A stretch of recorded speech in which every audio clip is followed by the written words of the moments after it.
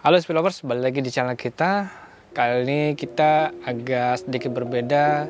Yang biasanya kita ngevlog di luar, kita ngeliatin mobil-mobil yang ada parkir di depan ini yang dikerjain sama anak-anak. Kali ini kita lagi males keluar karena kita lagi pengen ngadem, sana lagi panas luar biasa cuy. Maka itu kita pengen membahas sesuatu yang sudah banyak yang disukain orang di gudang kita ini. Salah satunya adalah dia pastinya disukai sama anak diesel. Kemudian kita jual juga banyak tipenya, kemudian tentunya ada suara jangkriknya. Apalagi kalau bukan turbo. Oke, stay tune di video kita. Ada yang bilang bahwa turbo ini bisa menghemat bahan bakar, kemudian ada juga yang mengatakan bahwa turbo ini bisa naikin performa. Nah, dua hal tersebut benar, tapi ada baiknya kita bahas dari awal dulu apa sih turbo itu. Bahwa turbo itu adalah perangkat yang dirancang untuk meningkatkan daya mesin dengan memakai lebih banyak udara ke dalam ruang bakarnya, gitu, seperti itu. Nah, kemudian lantas bagaimana sih turbo charger itu bekerja? Seperti begini, sederhananya turbo charger itu kan menggunakan energi gas buang dari mesin untuk memutar turbinnya. Nah, yang kemudian selanjutnya itu menggerakkan kompresor udara. Nah, ini menghasilkan peningkatan tekanan udara yang masuk ke dalam ruang bakar sehingga meningkatkan pembakaran serta menghasilkan lebih banyak daya.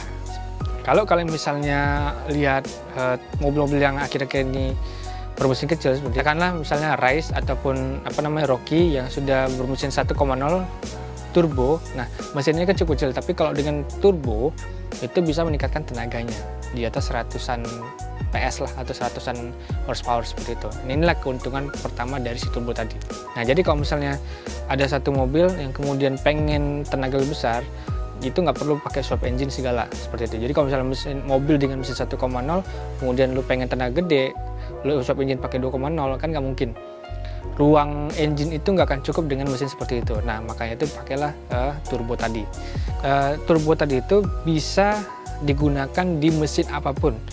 Jadi kalau misalnya ada yang nanya, turbo tuh hanya digunakan untuk mesin diesel? Enggak. Jadi mesin bensin pun bisa dipakaikan dengan turbo.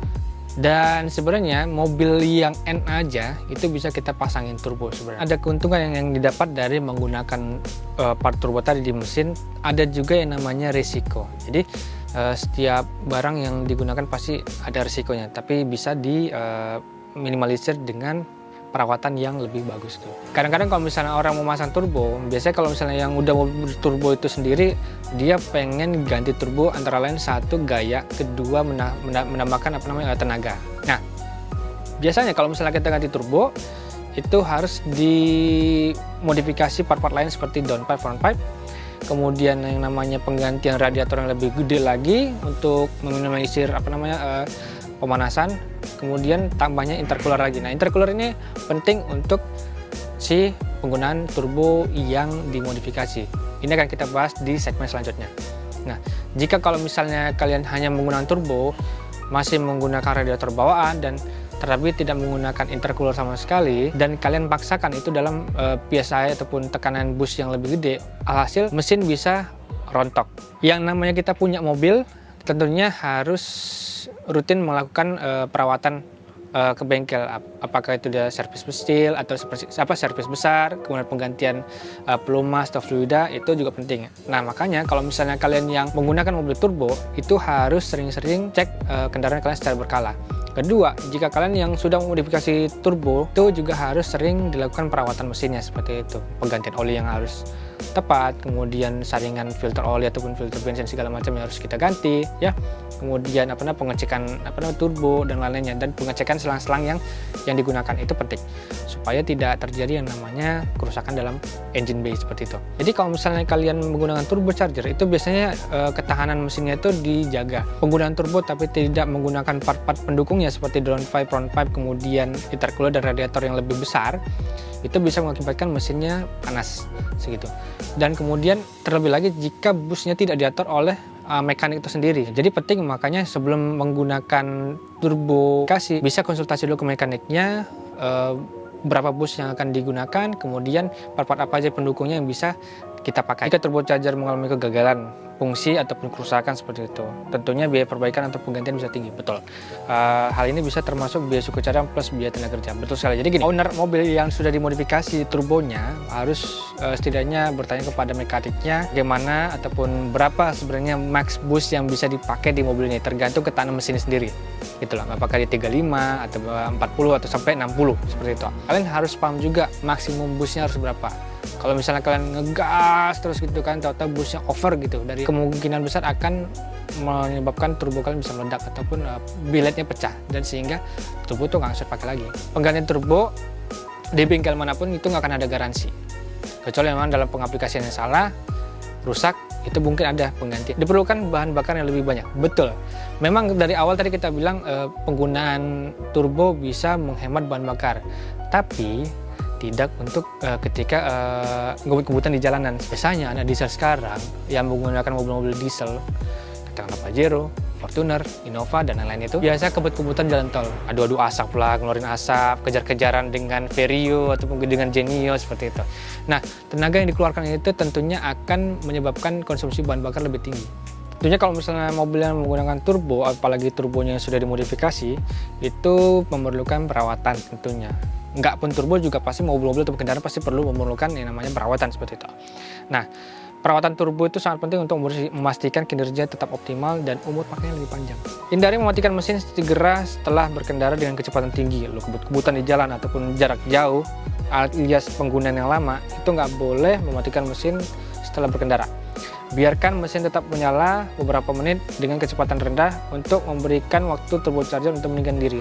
Maksud sini adalah kalau tiba di tujuan, mobil itu nggak boleh langsung dimatikan, tapi harus dibiarkan dulu idle supaya turbocharger untuk meninggikan diri. Nah, seperti ini. Betul. Dua adalah kalau misalnya kalian punya mobil, terutama untuk mobil diesel seperti sekarang itu, biasanya bisa menggunakan yang namanya turbo timer.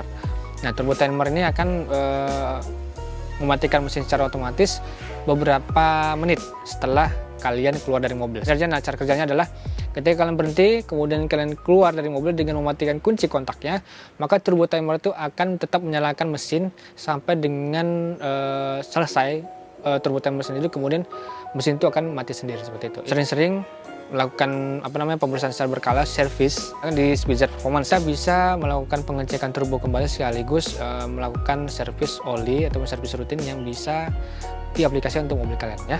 Filter udara harus bersih dan tidak terlalu cemar, itu penting. Kenapa? Filter udara yang bersih membantu mencegah partikel kasar masuk ke dalam turbocharger sendiri. Kalau yang bisa di open filter ataupun yang masih replacement itu juga harus dicek filternya, jangan sampai berdebu. Nah, biasanya kalau partikelnya ini nanti akan menyumbat udara yang masuk sehingga akan lebih banyak mengonsumsi bahan bakar ketika dalam berkendara. Kedua adalah kita juga punya yang namanya open filter ya, atau filter udara seperti dari BMC ataupun dari Aero dan KNN. Nah, cara pengaplikasian pembersihan salah satu oke lah, dalam bentuk ringan sebulan sekali, kalian tinggal tepuk-tepuk aja, kotoran akan rontok sendiri. Kemudian yang kedua adalah kalau tipe KNN ataupun BMC itu bisa dicuci. Nah, biasanya pencucian itu pakai menggunakan deterjen dan wajib dikeringkan 2-3 hari sampai benar-benar kering. Jadi hindari mengeksploitasi turbocharger di atas batasannya. Overboost dapat menyebabkan kerusakan turbocharger dan komponen mesin lainnya. Gini, balik tadi ke awal tadi, risiko dari si penggunaan turbocharger. Turbo sendiri itu sudah ada batasan boost-boostnya seperti itu, tergantung dengan mesin, balik lagi tergantung dengan ketahanan mesinnya.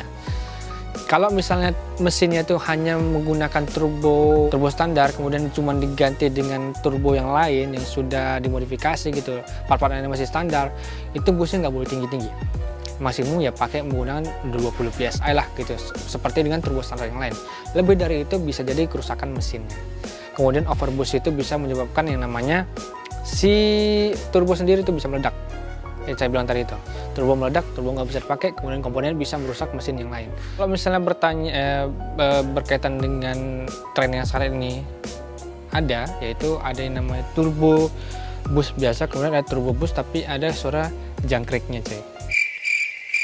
Kemudian ada yang bertanya gini, Om, bagusan turbo yang ada suara jangkrik atau turbo biasa sih? Nah, menarik nih pertanyaannya. Turbo memang ada dibagi beberapa banyak ya. Yang paling umumnya itu adalah orang kalau misalnya dengar itu ada turbo yang biasa dan turbo dengan suara jangkrik atau fizz dalam bahasa Thailandnya. Nah, begini. Kalau misalnya kalian pengen turbo dengan suara atau ganti turbo pengennya ada suara, kalian bisa pakai yang model fizz. Entah kalau misalnya F44 fizz, R31 fizz. Nah, fizz itu dalam bahasa Thailand itu turbo jangkriknya, sebenarnya ada suara jangkrik gitu. Kenapa? Putaran belakangnya itu dia berputar berlawan arah, sehingga itu yang menyebabkan suaranya si jangkrik tadi. Nah, kalau misalnya kita ngomong di Thailand, mereka lebih pilih mana sih, yang fizz atau yang jangkrik itu, atau turbo biasa? Tentu mereka mengatakan bahwa lebih bagus turbo biasa. Kenapa? Mereka menggunakan turbo itu hanya untuk tenaga, menambah kecepatan, menambah performa gitu. Kalau misalnya masalah ketanannya, kalau kita bilang ya, ketahanan itu lebih tahan yang namanya turbo non fizz, non jangkrik, alias turbo biasa yang busnya tinggi. Di tempat kita tuh ada bilet 9, 11 dan 12. Nah, perbedaan apa? Satu, kalau misalnya biletnya makin kecil, makin sedikit, dia putarannya akan lebih nge-lag. Jadi kalau misalnya lo ngebejek tuh, dia tenaga yang datang itu akan lebih lama gitu. Nah, ada yang nanya kemudian, di Space Performance itu jual turbo apa sih? Banyak gitu, semua mobil juga ada gitu. Nah, kita ngomongin yang ini dulu ya, yang buat dari Toyota. Toyota kan ada bagi 1 KD, 2 KD, ataupun 1 GD, 2 GD. Kadang-kadang KD sama GD gitu. Nah, turbo KD sendiri itu ada banyak. Seperti di Flex itu kita bisa pakai yang di R31, kemudian bisa pakai F44, bisa pakai yang namanya R77, R72, R71, dan banyak lagi. Ada juga yang buat PNP itu bisa kita pakai itu di strip 2 KD. Nah, itu bisa buat mesin KD.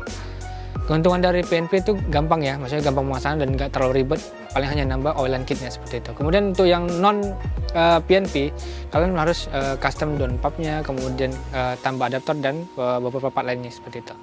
Untuk Flex sendiri, untuk GD itu ada beberapa part, yaitu Flex 220, 240 ataupun 48,5 itu bisa dipakai. Itu yang PNP, tapi kalau misalnya non PNP itu bisa dipakai manapun, M44 bisa, R31 juga bisa. Intinya yang bukan PNP itu semua bisa, tapi ada custom beberapa, seperti custom dari downpipe-nya, kemudian di adaptornya juga kita custom seperti itu. Nah, untuk di turbo lain juga kita ada yang PNP GD tentunya, kebanyakan GD untuk PNP itu seperti di 69 Richer, kemudian ada di PTZ ya, itu PNP. Seperti yang Mitsubishi juga bisa dipakai yang di lain. Untuk yang PNP Mitsubishi sendiri itu kita ada MIFEC Pro 42 atau Pro MIFEC 42 dari Flex. Kemudian kalau untuk yang non PNP-nya itu di turbo yang lain seperti R31 dia bisa pakai. Itu turbo-turbo yang lain misalnya untuk Nissan, Navara atau lainnya, itu bergantung kepada model turbo yang sebelumnya gitu. Makanya kita yang hari ini itu ada datang Navara NP300 yang lama, dia mau masang turbo. Nah, karena memang Flexnya memang kita belum tahu yang pakai yang mana, maka mekanik kita harus ngukur turbo yang sebelumnya dipakai atau yang lagi dipakai di mobil tersebut. Nah, ukuran nanti yang kita dapat tuh akan kita ukur ke turbo yang ada di tempat kita, dan dapatlah dia R72. Nah, lebih lengkapnya kalian bisa kunjungi Instagram kita di Space_Indonesia atau Space Performance untuk melihat beberapa part turbo kita yang bisa dipakai di mobil kalian. Toyota, Mitsubishi, Nissan, dan mobil-mobil lainnya. Kemudian kita juga ada TikTok di Space Performance, jadi kalian bisa kunjungin media sosial kita manapun untuk melihat part-part diesel ataupun turbo yang kita punya. Kalau kalian ada pertanyaan, bisa hubungi kita di 0813 820 75 kali atau 0822 219 75 kali. Oke? Sampai jumpa di video berikutnya. Bye!